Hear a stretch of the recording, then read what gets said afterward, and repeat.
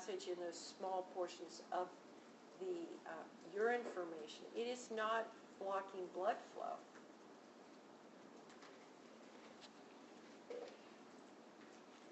Okay, what is acute renal failure then? Well, we see in acute renal failure is this abrupt loss of kidney function. So,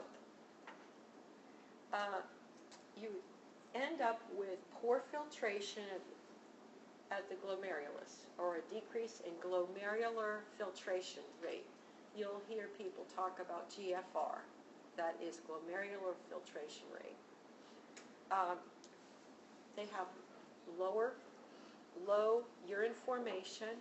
They have problems with fluid and electrolyte balance. They have problems with erythropoietin. They have problems with their blood pressure in acute renal failure. What happens? It's an abrupt onset. And what they'll develop very quickly is signs and symptoms of what we call azotemia.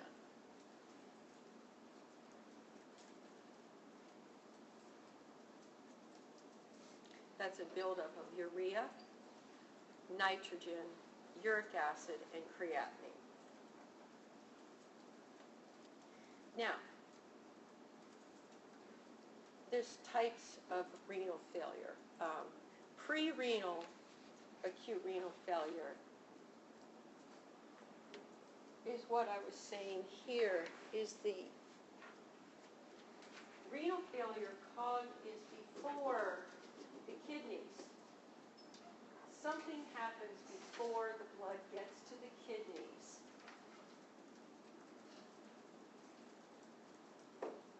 So you can have somebody has had a code, they have coded, and they had poor blood flow to the kidneys.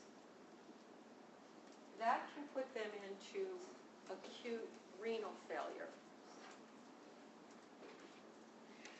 Remember, the kidneys receive about a quarter of the cardiac output. So if you have hypovolemia, if you have hemorrhage, you get a gunshot, you can go into acute renal failure because of hemorrhage, because you didn't perfuse your kidneys. We always like to keep the kidneys perfused and well perfused. So if you get stabbed and you're hemorrhaging, you could recover from your stab wounds hemodynamically and still end up with a period of acute renal failure, because essentially you deprive the kidney of blood flow for a period of time. If somebody has nausea and vomiting, they become so severely dehydrated, they can go into acute renal failure. If somebody has burns, those fluid losses, they can go into acute renal failure. Post-anesthesia, they can go into a renal failure. Heart failure can lead to renal failure. Why? Because that cardiac output is so poor that the oxygen delivery and the pressure at which it's trying to deliver blood to the glomerulus is not happening properly. And certain drugs can lead to, excessive use of drugs can lead to pre-renal acute renal failure.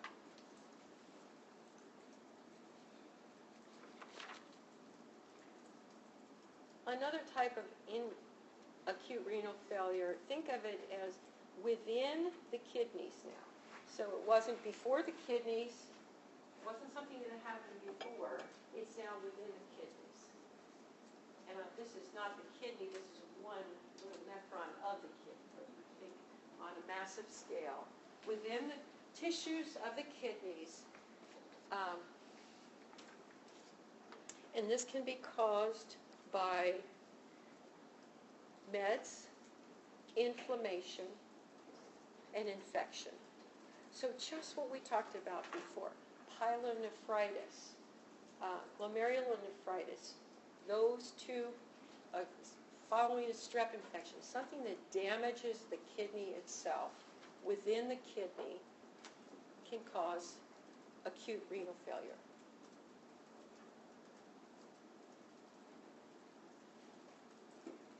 So if you have problems within the kidney itself, it can damage those tubules, can it? For any of that filtration, any of that exchange, any of that reabsorption. One subtype of acute renal failure, the most common, is acute tubular necrosis. Now, what is that? That's a type of intrarenal acute renal failure. And what happens is, because of an ischemic or toxic, some toxin from the bacteria that's invaded, could damage the epithelial cells of the tubules. That tubular injury causes the sloughing and necrosis locally of the tubule. Therefore, there's less filtration, there's interstitial leaks of urine. Now, you want the urine to stay where it's supposed to stay in these structures. If those structures are damaged, you're having urine basically leaking out into the kidney itself. If you have within the kidney urine building up, that's causing volume, stretching, pressure. You're going to get acute pain. You're going to have pressure on the other structures. So if one nephron looks like this, it's going to affect many nephrons because of pressure and buildup and necrosis. And we have to treat that with antibiotics. If there's a tumor or something else, it's very little that we can be doing. But for acute tubular necrosis, often you will see this. I promise you will all see this at some point in your med-surg experiences, acute tubular necrosis. You usually will see that following some sort of blood pressure hypotensive episode. Hypotensive episode you'll often see. It can resolve on its own. Once blood flow is restored, other nephrons can take over. Those that are damaged don't repair themselves, but they have enough of an insult to an area of the kidney, but it will clear up and resolve. There's millions of nephrons. You've probably destroyed many nephrons between taking some Tylenol in your life or any other drugs you've taken, or any other infection you've had, or we all have destroyed some nephrons along the way.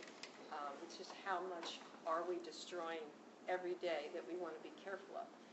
Then we have post-renal acute renal failure.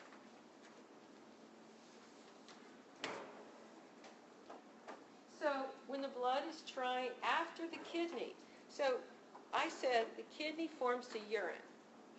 Post-renal is after the urine is formed and is trying to leave the kidney.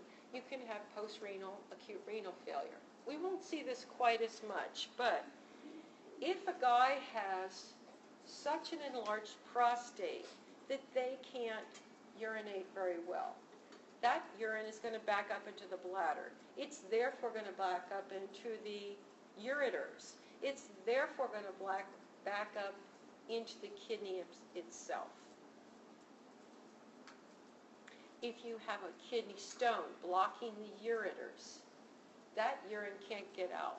It's going to back up into the kidney. It can't leave the kidney. It's supposed to be draining from the kidney, and it can't. That can cause backflow and urine and waste products to accumulate within the kidney themselves. This is called hydronephrosis.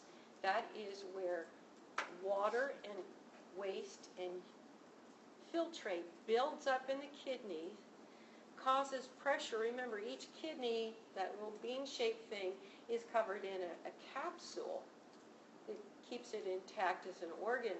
If that builds up, pressure builds up in there, it can damage all the structures.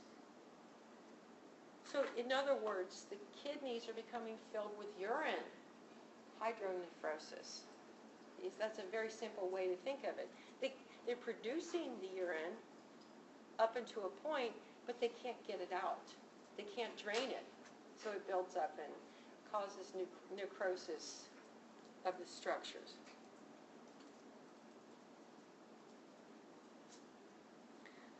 You can have post-renal, acute renal failure if you have bladder cancer, tumors that block, anything that blocks urine from leaving the kidney after it's formed is post-renal acute renal failure. So here is a better picture to show you. You have before the kidney, pre-renal, severe drops in blood pressure, shock, interruption of blood flow to the kidneys from any type of illness or injury is pre-renal. Intrarenal is damage to the kidneys themselves by inflammation, toxins, drugs, infection, or poor blood supply. And then post-renal is an obstruction of urine flow out of the kidney. So you have either the large prostate, kidney stones, bladder tumor, or injury can all cause post-renal acute renal failure. So we have a 21-year-old guy who, he and his brother, this was a patient we had who took his, he went out on the town partying for his 21st birthday, and he took a lot of alcohol and a lot of cocaine and had an MI. 21 years old. Too much partying. Happy birthday. Turns 21 and has an MI from a combination of alcohol and cocaine. So he presented with, at first he recovered vascularly from the MI, but he had oliguria, stopped peeing, started what little pee he did make, had protein in it and blood. So he started having, in the first stage of acute renal failure, you have the onset, which you don't even know it's happening. You know you've had an insult. He had poor renal blood flow because of the MI. Then he had a period of oliguria or anuria, meaning no urine or too small amount of urine.